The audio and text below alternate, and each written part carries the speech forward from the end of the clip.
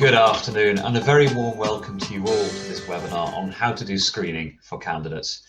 My name's Bart and I'm going to be your host today, and the webinar that you're about to participate in is provided by FJ Wilson Talent Services, who are a talent acquisition and development service. The guidance that you're about to hear is based on FJ Wilson's experience of recruiting for mid to senior level professional roles. So with us today to guide us through the topic of candidate screening is the Managing Director of FJ Wilson, Fiona Wilson. So welcome, Fiona. Thank you, Bart. Hi, everyone. It's great to have you here today. So thank you very much indeed for coming along.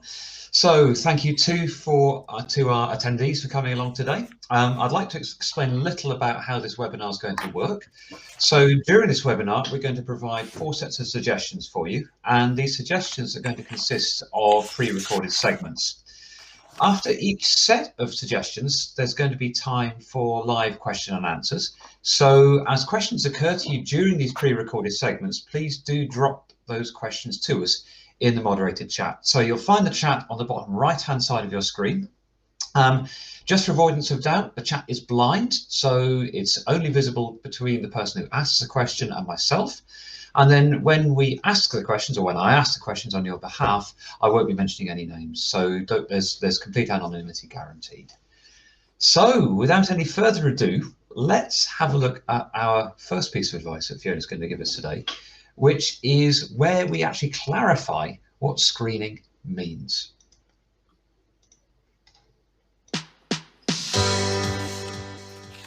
So screening is a process involving, in our context, the agency acting on behalf of a client, and second, the potential candidates. As recruiters, we're conscious of the importance of ensuring equality and diversity in the screening process that we undertake for our clients, and really minimising the risk of any unconscious bias from our team who are executing the screening process. So screening is a step that comes after the client has appointed an agency and agreed a vacancy brief, and when the agency has advertised and also searched for candidates and received responses, or of course engaged candidates through the search process. It's a two-way process, so it gives prospective candidates information as well as assessing their suitability, and it's a really crucial step in the resourcing period. It helps recruiters identify the most suitable candidates to take forward and propose as considerations for their clients.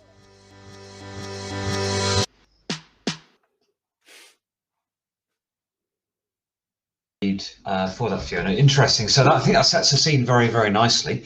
Thank you too for our audience for asking a few questions. So let's start with the first question that's been asked, which is how many candidates would you typically screen?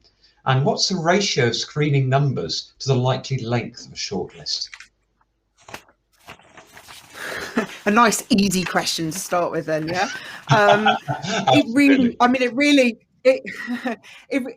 really varies, Bart. I mean, some of the roles that we work on are indigenous to that particular client.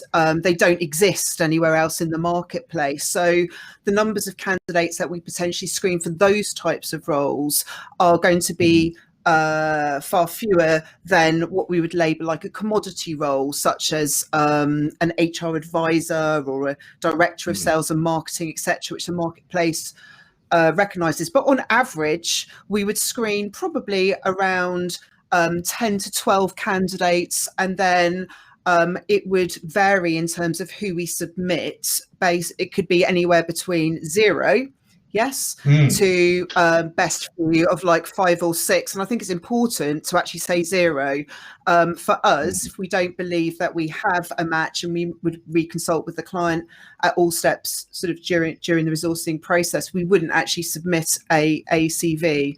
I think the key thing as well is that we have a triaging process, so we never work as soloists on any recruitment assignment. It's typically a team of 3, and therefore when there is initial engagement, there is interaction with that candidate before the screening takes place. Sometimes for technical roles, that also involves the completion of a Google form to ensure that any hard skills are actually established before the screening process, which is far more competency based.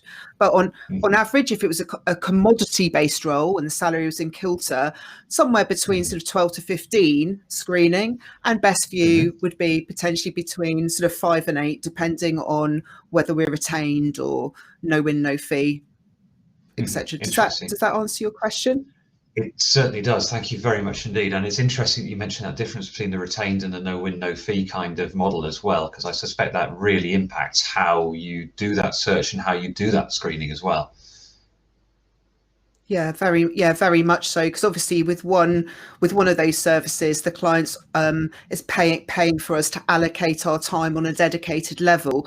With the no win, no fee, of course, we bear all of the risks. So therefore, we modify our service accordingly with the bearing of that risk.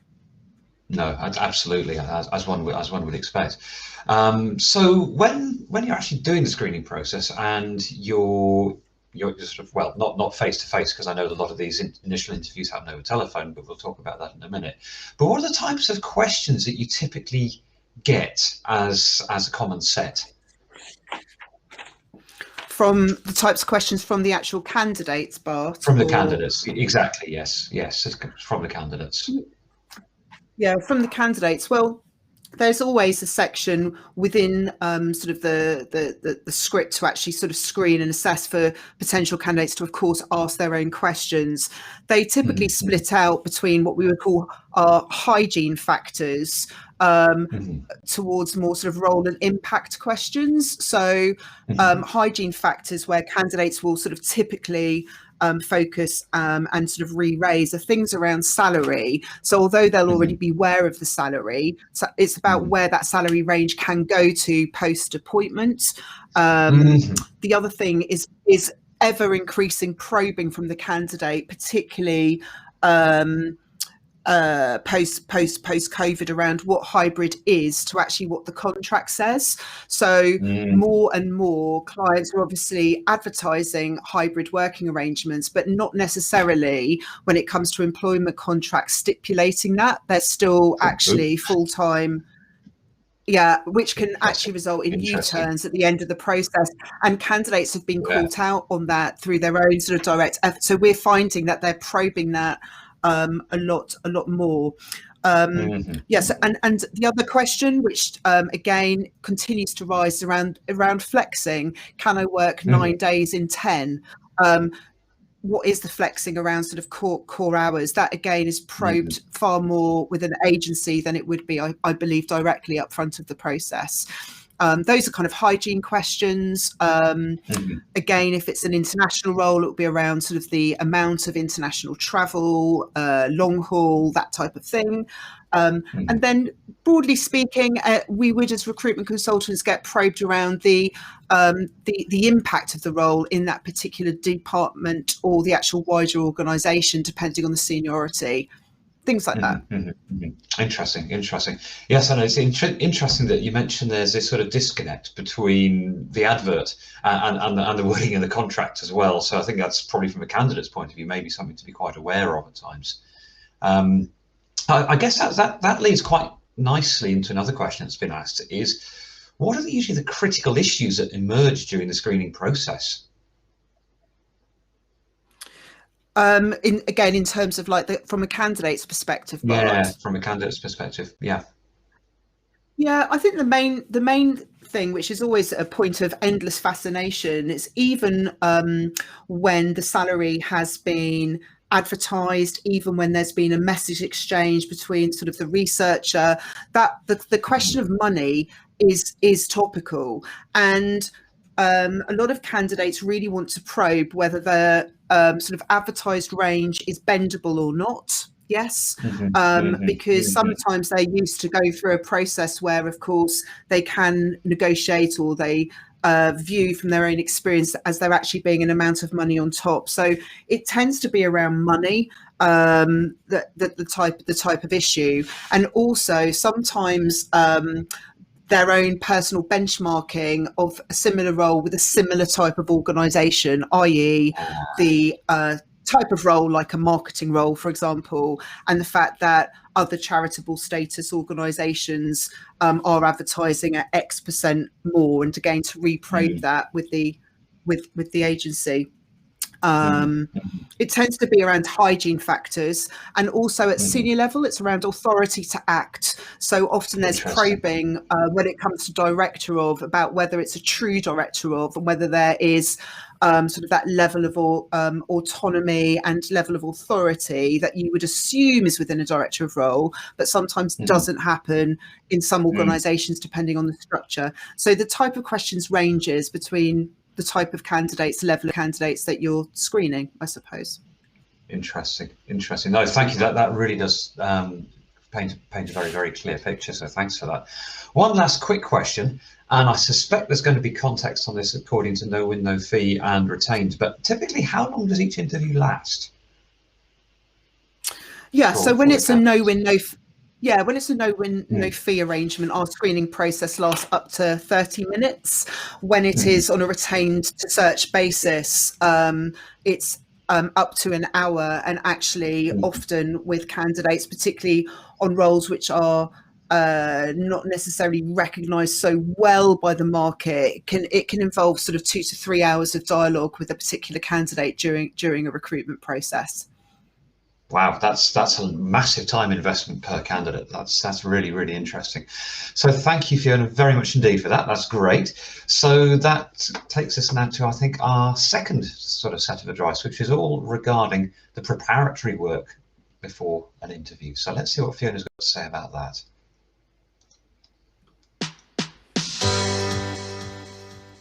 So in terms of preparatory work, it's important to decide the mode of the screening interview.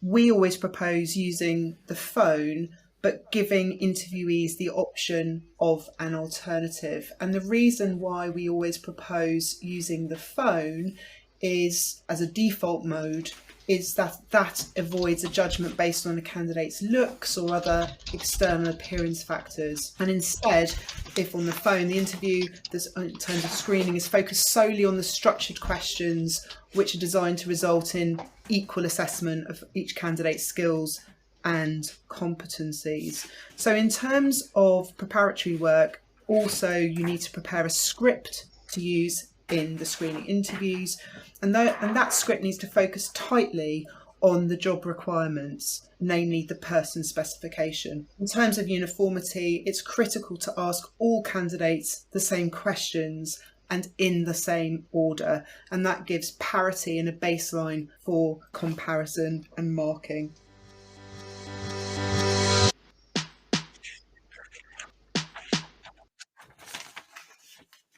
Thanks again for that, Fiona. Very, very interesting indeed about the necessity to have that uniformity across the process, which I think it must be essential in order to get the ability to compare, right? I mean, otherwise, how on earth can one compare one person against another if there isn't that uniformity there in the first place?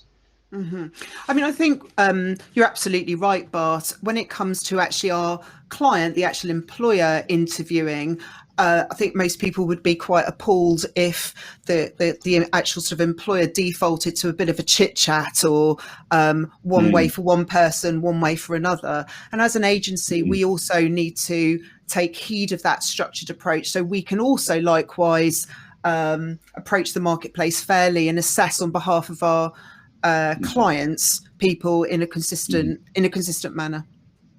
No, absolutely. So when we're thinking about this script, and how much do you have to stick to that prepared script? Well, just to kind of reel it back a bit, the way that we can actually produce a script is actually from the briefing with the actual client. So again, when we brief, we typically have 2, sometimes 3 of our team on that briefing. So we do all hear the same thing, and we identify those really critical elements from the person's specification and agree with the hiring manager the deck of questions that they wish us to probe on.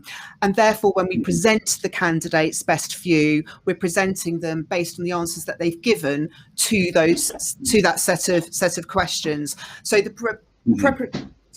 the preparation for the actual script comes from that basis. So there are some hygiene factors with regards to travel, or whether people are okay from sort of being in the office 3 days a week and all that type of stuff. But then it's distilled down to this sort of set of questions that we ask every single candidate for that particular role. Interesting. So at what point in this scripting process do the candidates' questions come in? Is that something that is sort of allowed throughout the process, or a specific time for that, or how do you manage that? Well, I think again, it's a good question. I think again, if you think about an interview as an employer, sometimes questions will come up during the process, and the best thing to do is to really sort of take a note of those and return to that question at sort of the end of the process, and just to make sure that the screening is done in a really again, sort of consistent way for all candidates. Because if you're answering questions as you go along, you run the risk of actually sort of diluting the process, or indeed sort of taking it into sort of a different dialogue. So we would sort of the way we sort of train and script is to ultimately ask sort of the candidate if they do have any questions, and then to actually say, look, we'll deal with all of those at the end, or again, if any crop up as we go through the screening today, and then to answer as many or all of those at the end of the call. Interesting. Yeah. So on taking this from sort of the reverse point of view, are there any times when you find the use of script is actually quite limiting, and is there a risk there of de-skilling what the interview is trying to achieve? I think it's always a challenge, right, to do things in a rhythmical way, but that rhythm does sort of mean that people are on a level playing field, and it does enable to really fairly compare and contrast candidates, and to not remove but certainly reduce the level of unconscious bias that can otherwise be triggered. For example, if a recruitment consultant or an interviewer has just a natural affinity with the person that they meet, yes, instinctively, that leads immediately to bias in that situation. So I think in answer to your question, what we're not talking about here is a registration with a candidate where you'd be really probing around their career drivers, what type of organisation fits them best, what type of cultural attributes they're looking for. That is a different type of dialogue, and it's not to be confused with actually a screening call, which is literally that. It's screening against the hygiene factors, but the particular competencies that we've agreed with that client for that role. So another question that's come in, which is a really quite interesting one, is when hiring managers, what happens if a hiring manager asks you for your take or your impression on a candidate? How do you manage that process to avoid any bias coming in? Well, I think it's a great question. I think that again goes back into the consultation phase of where you really agree and distill the that top deck of questions that hiring manager wants you to ask every single candidate. That then means that if a hiring manager asks for a view, you can actually reference through evidence, signposting to that particular part, because we record notes for every screening call that we have. So we're able then to give that view based on the depth of evidence that individual provided in comparison to another candidate or other candidates. So we are able to give that view, but it comes from an objective perspective as opposed to one of bias. And I guess this objectivity is in a sense the key word that sort of links everything in this process together, isn't it? Everything is objective, everything is evidence based, and at that point, hopefully, there is no room for bias. Absolutely. So one final question on this topic is: what about small talk? Do you ever find in a screening process that there's a need to sort of settle a candidate down a bit, or to make sure that they're actually happy with the process that's going on? And is there a need then to sort of deviate slightly from what would otherwise be a very scripted session?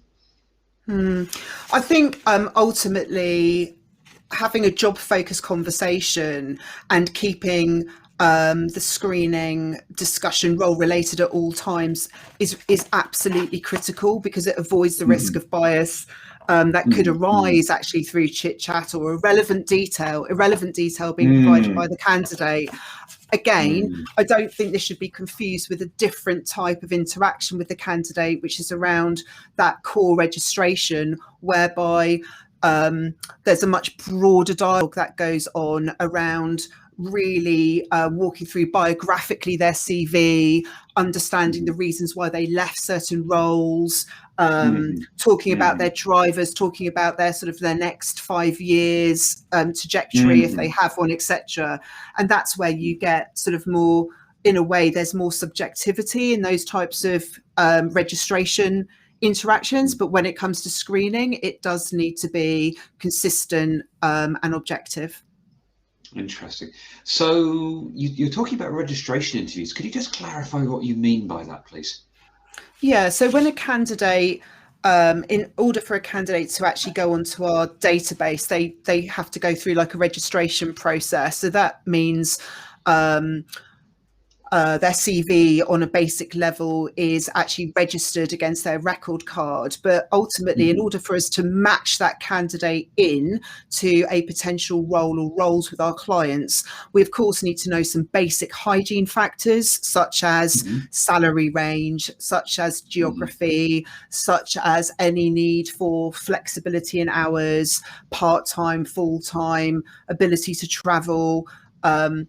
But on a wider lens, it's around what they're really looking for next. So what are they looking for next out of the role that they do in terms of sort of impact, breadth, variety, content, the type of style of manager that they feel would best suit them, and what they're looking for culturally from an organisation. Are they, for example, looking for an organisation going through a digital transformation? Are they looking for an organization that's already been through that and is actually more settled, and so on and so forth? So it's a much wider conversation.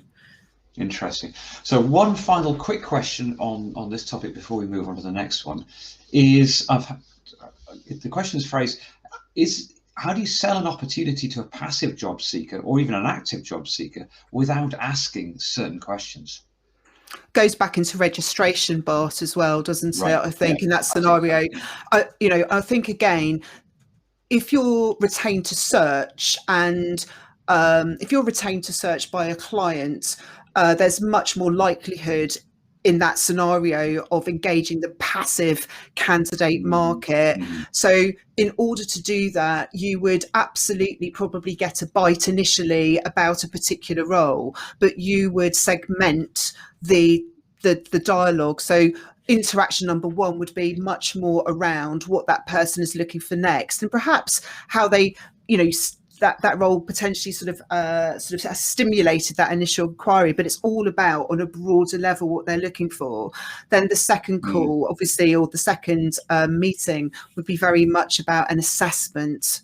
So when you present the candidate to the client, you've got that objectivity. There are two things going on, and that's the complexity of being a recruitment consultant. It is a two-way sales process. You do have to understand both sides of the coin, but to muddle them together in one interaction only is definitely a mistake, because it leads to a much sort of greater risk of bias cropping in. Sure. And the inability to present candidates fairly. Yeah, no, that's fair. Well, thank you for that. That's really interesting. So that takes us on to the next topic, which is all about the interview itself. So let's see what you've got to say about that for us, Fiona.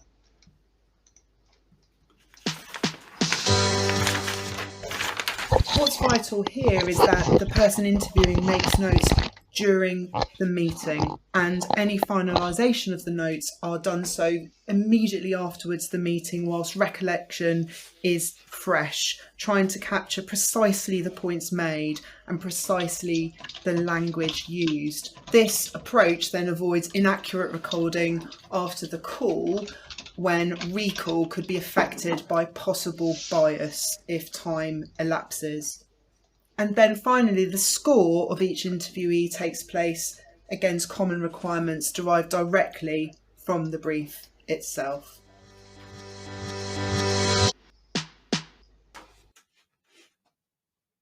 So thank you again for that, Fiona. So you mentioned scoring. So is this entirely numerical that you're talking about? Yeah, I mean, I think that again, because the majority of our business is on a retained to search basis, we have got quite evolved processes. And what that means is, again, going back to the consultation with the actual client, is we can sort of derive a scorecarding, a very simple but sort of scorecarding weighting. So that then transfers into the script, into the questions. It means that every single recruitment consultant in our team is able to scorecard another consultant's candidates against the criteria for that scorecard based on the evidence that they've seen in the application. Yes, that we ultimately receive. So that's how a lot of, not all, but a lot of our clients work on that way. So if they have done a person specification, some of our clients do a scorecarding approach at shortlisting, where they're literally on a weighted level looking for evidence. And if they're blessed with more candidates than interview slots, they obviously have to have a weighting to be able to distinguish between who they feel is stronger on paper. Interesting. So when we're talking about interviews, if I think back to interviews that I've been part of either side of the desk, then interview nerves, interview stress can affect performance quite a bit sometimes. And so is there any way you can try and see past that in terms of this business? So if someone isn't performing very well, perhaps because of stress, how does that affect assessment? And is there any way in which it can impact assessment less than you think, or how do you manage that? Yeah, I think, look, it's really tough to say, but I think there's a couple of things there. I think ultimately one of the services that we provide, other than recruitment, is coaching. And I think if someone really struggles with interview nerves, then with a recruiter, then it's more likely that that will increase in an interview scenario with an employer. So I think if that comes across, we have a lot of resources, both on our podcast, downloadables, coaching, that candidates, any job seeker can access. However, it is the commercial reality that if a candidate is unable to interview well, I use that term sort of broadly speaking, sort of with us, we cannot really put them forward for our clients are expecting us to put forward sort of the best candidates. So of course we can repeat questions, ask them perhaps in sort of clarify, but fundamentally candidates do need to go through a consistent process with us in order for us to actually represent them appropriately to that future employer. No, interesting. Just had a really interesting question asked. So how easy is it to do all this if you actually already know the candidate? Yeah, I think that's really difficult. I mean, I think it's a great question. So, for example, if I put my coaching hat on, coaching, one of the philosophies of coaching is that you're supposed to be able to empty your mind and not have any pre-existing biases. So there's a general view that coaching someone you know already quite deeply and intrinsically is a bad thing to do for both parties because of bias. I think if you already know someone, I think it depends in what context, Bart. So, for example, if you have professionally registered a candidate and already have sort of details of what they're looking for, you may well be matching in and approaching them with the role that you feel, is suited based on what they've said that they want. However, when it again comes to screening, it needs to be robust, it needs to be consistent, so you can fairly represent the best candidates based on evidence, from an empirical perspective. So if you stick to the scripts, then you are able to do that, I feel.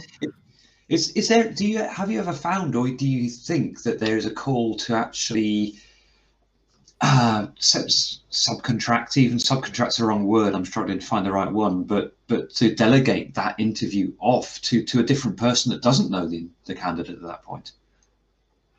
Yeah, I mean, I think again, it depends on the type of relationship that sits behind. So, because of the level of roles that we work on, it is fairly common to have candidates who are also clients, and the things can be running along in parallel. It's actually not as rare as everyone thinks. So you can be instructed to work with a hiring director, hiring manager for a vacancy. And then in parallel, they are also contacting you, as in your agency, to work with you as a candidate. Now, that can be deeply conflicting, where people are unable to compartmentalize the two things going on concurrently in your life. So that's where absolutely it is better to have a lead working with that particular individual when it comes to filling their vacancy, and someone else in the team looking after them. Absolutely, Bart, when it comes to what they're looking for next. I would agree, in that situation it is better for both parties to have separate interaction. No, absolutely. That sounds like a very, very wise way of approaching the problem. So, back to scoring. Is anything else taken into account other than the requirements of the brief? Is there anything? What do you mean by that? Sorry. So when you're scoring the interview and you've got the brief and there's a brief for that, is anything else taken into account during that scoring process?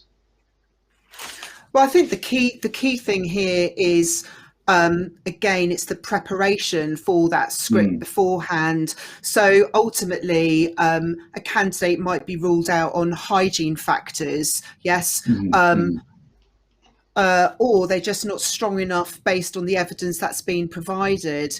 I don't think that anything else would really come into play then, apart from when the requirement is so unusual that it involves additional dialogue with the particular hiring manager and potentially a reshaping, and then going back to the candidate again to have some sort of additional dialogue. But when it comes to like core commodity roles, it would typically be based off the screening process as a one take. Interesting. Yeah, brilliant. Thank you very much indeed for that. So let's have a look at our final topic, which is around a very important topic, which is diversity, equality and inclusion. So let's see what Fiona's got to say for us there. So all the processes that we've discussed on today's webinar have ED&I at the very heart of every single step. From a candidate perspective, it provides a fair and equal playing field where they experience absolutely the same, regardless of their background. And that, of course, is an extension of all of our clients' ED&I policies. When it comes to the actual recruitment piece, what it means is, as an agency, is that we are comparing equally candidates based on their experience against exactly the same set of questions that we ask, which again provides the very best choice of candidates for our clients when it comes to recruiting. So ED&I in this context really represents good practice.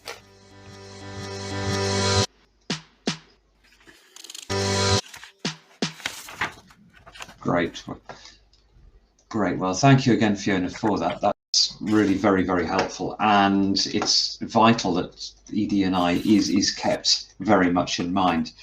So what about bias in the brief? How do you avoid that, and how do you ensure that you're not already starting on the wrong foot? The bias in the brief from the hiring manager? Yeah, exactly. Yeah. Well, I think, again, it goes back to making sure that there is adequate training for all of the consultants in who sort of work agency side to really sort of identify any potential risks. So on a briefing discussion, again, what we're trying to distill down to are a set of questions that are derived from the person specification. So evidence-based questions, which really lend themselves to being able to present candidates on a compare-contrast basis, and also likewise for a hiring manager to assess sort of fairly the playing field. I think over the years we've developed sort of very strong positive working relationships with sort of central teams, be that sort of central in-house recruiters or HR teams. So sometimes those individuals are involved in briefings, but more often than not they aren't. If we were ever, luckily we haven't so far, but to come across sort of any dialogue that worried us in any way, that would be escalated within the team to myself or another company director, and we would have the relevant level of conversation centrally with our clients, because it's in everyone's interest to have a joined up approach when it comes to equality and diversity, and making sure that candidates are viewed equally and also fairly. It's in everyone's interest to do that as we work together in partnership. Absolutely right. And so one question that's just been asked is that the person concerned was once told by a diversity and a D&I consultant that asking someone to tell me about yourself is a very highly uninclusive question. Would you agree with that? Yeah, I think there's a lot coming out now around some of the questions that were quite used to be sort of designed as sort of initial icebreakers, yes, but they can obviously give advantage to certain candidates over other candidates. So again, we recommend sort of avoiding that type of sort of chit chat type of question, and really sticking to sort of that dialogue around someone's sort of CV, their professional, their volunteering experience or mappable experience from when they were a student, and making sure, again, it's always sort of an empirically based dialogue rather than a subjective one. Yeah, interesting. Agree with the question. Yeah, and another very interesting question, which is, how do you feel about positive exclusion? And then an example is given, which is along the lines of a client with a 90% female HR team said that they needed demand to be more diverse. I think the question has quite a clear view about the response to this sort of question, but was very interested to see your views on this. Well, I think on sometimes you have professional viewpoints which can be sort of diametrically opposed to your sort of personal ones. But on a professional viewpoint, there are certainly roles, as I'm sure most people are aware now, that you can actually advertise to only, for example, attract females. So an example of that would be a domestic violence sort of charity certain workers directly dealing with clients who are female, for example. When it comes to sort of proportional representation, that what I've seen, I'm sure other people have seen, is sort of the clients demonstrating their bias. We would particularly encourage applicants from sort of A, B, and C background, or because they're currently sort of represented. I don't know how helpful that is, yes, because it potentially again lends itself to applicants worrying that they're going to be discriminated against in that particular situation. Ultimately, what's important is to actually do the evaluation back and really look at how you're marketing and how you are attracting candidates per se. So one of the things that we're launching in the sort of immediate short term is being able to evaluate sort of the types of candidates that we have registered with us, and therefore doing adjustments on sort of every quarterly basis to make sure that if we are underrepresented in any group, that we're making that shift.